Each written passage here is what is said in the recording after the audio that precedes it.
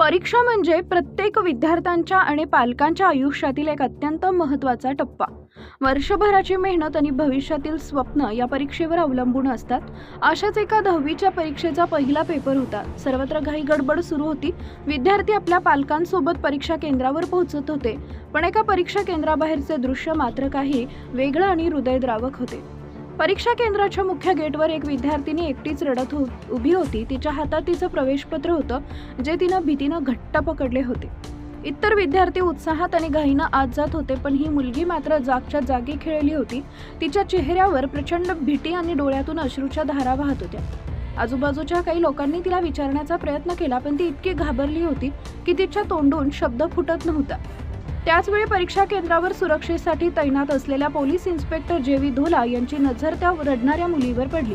सुरुवातीला त्यांना वाटले की कदाचित परीक्षेच्या दडपणामुळे किंवा भीतीमुळे ती रडत असावी, पण तिचा चेहरा काहीतरी वेगळाच सांगत होता. ते तात्काळ त्या मुलीपाशी गेले. त्यांनी तिला शांत करण्याचा प्रयत्न केला आणि विश्वासात घेऊन विचारलं, "बाळा, काय झालं? तू का आत जात नाहीयेस?" मुलीनं थरथरत्या हातानं आपले प्रवेशपत्र अधिकाऱ्याकडे दिले. पोलीस अधिकाऱ्यांनी आणि तिथं असलेल्या शिक्षकांनी जेव्हा ते प्रवेशपत्र नीट पाहिलं, तेव्हा त्यांच्या पायाखालची जमीनच सरकली.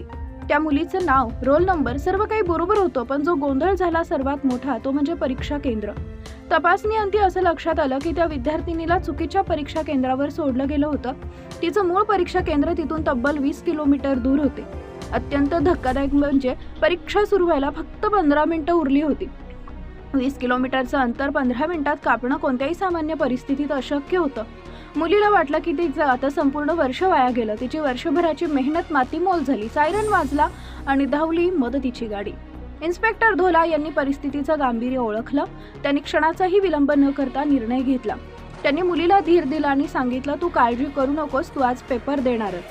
त्यांनी तातडीनं तिला पोलिसांच्या गाडीत बसवलं. गाडीचा सायरन सुरू झाला आणि रस्त्यावरील रहदारी बाजूला करत पोलिसांचं वाहन वाऱ्याच्या वेगानं धावू लागले. प्रत्येक सेकंद महत्त्वाचा होता. एका बाजूला घड्याळाचे काटे धावत होते आणि दुसऱ्या बाजूला एका मुलीचं भविष्य. इन्स्पेक्टर धोला यांनी अत्यंत कौशल्यानं गाडी चालवून तिला अवघ्या काही मिनिटात तिच्या योग्य परीक्षा केंद्रावर पोहोचवली. जेव्हा ती मुलगी वेळेत आपल्या केंद्रावर पोहोचली, तेव्हा तिच्या डोळ्यातील भीतीची जागा आनंदाश्रूंनी घेतली होती.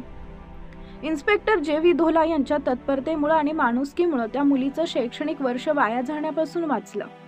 ही घटना सोशल मीडियावर आणि माध्यमांमध्ये पसरताच संपूर्ण देशातून या पोलीस अधिकाऱ्यावर कौतुकाचा वर्षाव झाला. खाकी वर्दीतल्या या माणुसकीच्या दर्शनानं हे सिद्ध केलं की पोलीस केवळ कायदा पाळण्यासाठी नसून संकटात सापडलेल्यांना आधार देण्यासाठी असतात. त्या विद्यार्थिनीसाठी इन्स्पेक्टर धोला हे खऱ्या अर्थानं देवदूत ठरले.